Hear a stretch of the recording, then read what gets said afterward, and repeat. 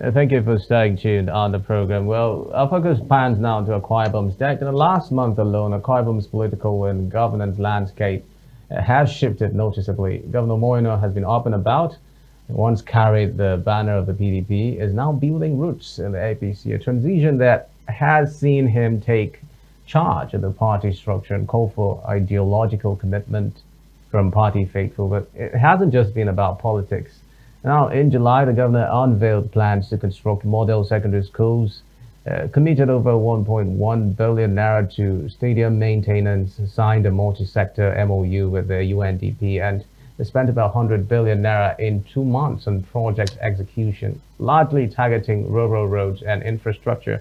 And the list goes on. But then the conversation is around how this has impacted the Arise agenda and the momentum that the governor is building towards ensuring that he's able to bring his dreams to bear. We have joining us on the program SA Electronic Media, the Governor Umo Eno, Patrick Edeke. Thank you for joining us on the program. Nice to be here. Thank you for joining us. How do I say Happy New Month? Same to you. Okay. Yes, Happy New Month to you. It's nice to be here. It's 1st of August, and when we look back in July, apparently it means the governor has been busy, has his hands full, and some of his activities in the past month have come under scrutiny. For instance, the 1.1 billion naira, talking about the stadium maintenance, and some dissenting voices are trying to make sense of this development. And it is part of what I would like you to respond to, speak to this move by the governor. Do you think it is the approach to take at this time, taking into cognizance the weight of the facility we're talking about?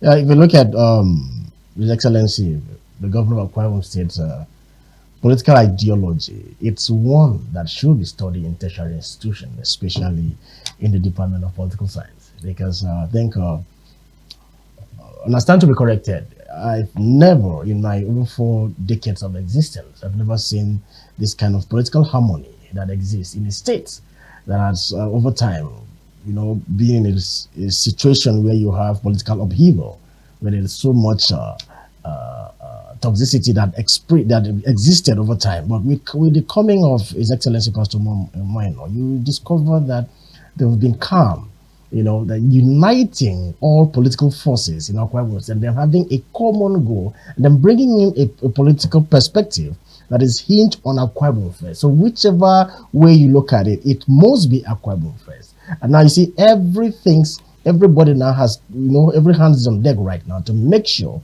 that what happens right now in Akwa Ibom State is devoid of political rhetoric and sycophancy. It is how to get Akwa Ibom to the next level. Now, these moves by His Excellency here in Akwa Ibom State, it's geared towards putting Akwa Ibom State out there. One of the major challenges we have in this country, not just Akwa Ibom State, has been maintenance culture. We've had infrastructures that have become monuments in some places. Why? Because of lack of maintenance culture. And now you have a person who understands. You have a businessman, an entrepreneur who understands consistency and continuity in business. And he knows that one of the integral things to do is to have a maintenance culture, because it's not always coming to build new things.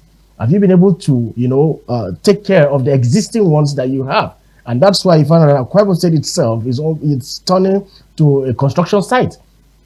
So, yeah, if you look at what is happening, if you go to I don't know if you've had chance, maybe after the program, you can just take a walk to the Tropicana. You see what is happening there right now. Some of those buildings that have been abandoned. I don't want to cast aspersion on any administration. Mr. Patrick, let's take a look at this bulk purchase program that about to commence the 3rd phase, which the State Executive Council has approved.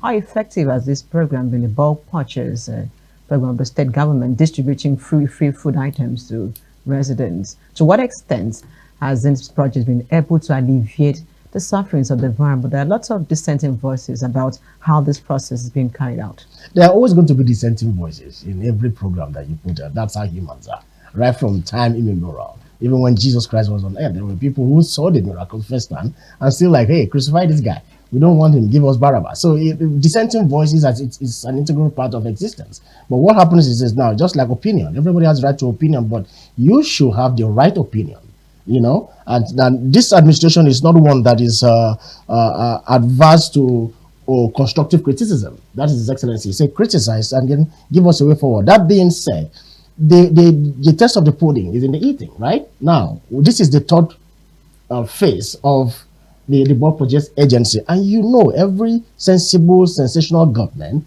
must have a welfare, a human face.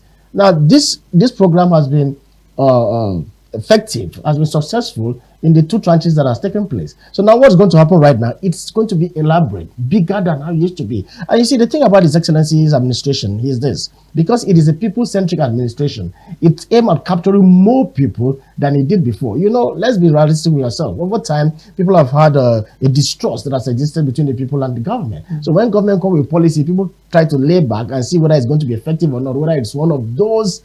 They say it's not going to the right quarters. Yes, people are always saying, but no, persons. that is not the case. With what is happening right now, it goes to the right quarters. And one of the essence of this program, never in the history of this country, I will say, that we've had a personal assistant to the governor in all the 368 wards in Akwa Ibom State. Now, what is their job? That is one of their jobs, to make sure that it gets to the people at the grassroots. And that's why His Excellency was very careful. They're put there because they are supposed to be settled. No, it is not the issue of settlement, please. It has never been the issue of settlement. It's all about effective administration, governance at the local level. And that's why sometimes you're surprised. You discover that something just happened in your ward and you wonder, how did the governor know about it? That is the job of those guys there. They are there to make sure that the governor has first-hand knowledge of what is happening at the grassroots. The era of having people cut out from the system is no longer there. And that's why His Excellency is, like I said, he's not a governor for the office. He's a governor for the street.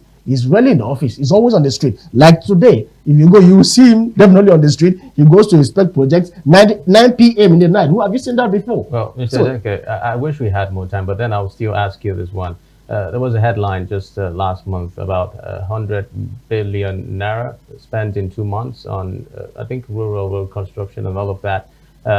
These efforts by the governor, some people still believe, is still not enough with the number of abandoned projects still seen in the state. Do you think that the approach that the governor is taking towards ensuring that there's light in those areas, for instance, roads that were started, you only have the gutters being dug, how effective has the approach of the Arise agenda been towards ensuring that abandoned projects are catered for effectively? I beg to differ from you a little bit in the choice of your vocabulary. They're using the word abandoned project. I will use the word uncompleted. Why am I using the word uncompleted? I'm using it intentionally because government is a continuum. No government can do everything at the same time.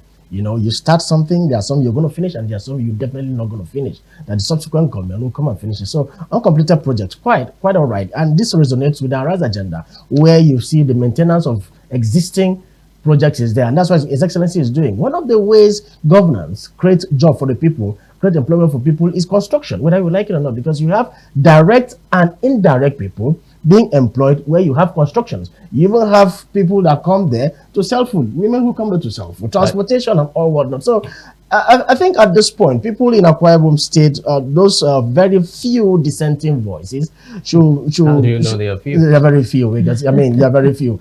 Look at what is happening in Akwa Ibom State. Prior to now, you have people on the street wailing of their gratuities not being paid. Have you seen that thing in the last 2 years? Because things are being done. You see, we've been in the negative for a very long time. If you look at the number line in our basic mathematics, we've been in negative for a very long time. We are coming out of the negative. So until we start getting to the positive, it will always look as if nothing is being done. But if you look at it nitty-gritty, you find out that we have actually left where we used to be. We are not there to where we almost sounded as if it was normal for projects not to be completed within no, that's not what I'm saying. Like I said government is a continuum. There are projects that government, a particular administration will start, they might not complete it. So reasons best known to them. Why not leave back any project that he will not be completing? Now, if you see what is happening in this administration, you discover that this administration is very intentional about making sure that every project that they've started, they've completed. And if the ones that have met that were uncompleted, they are making serious effort into completing them. That's why people are saying, hey, he's not building anything new, but they have not taken time to look at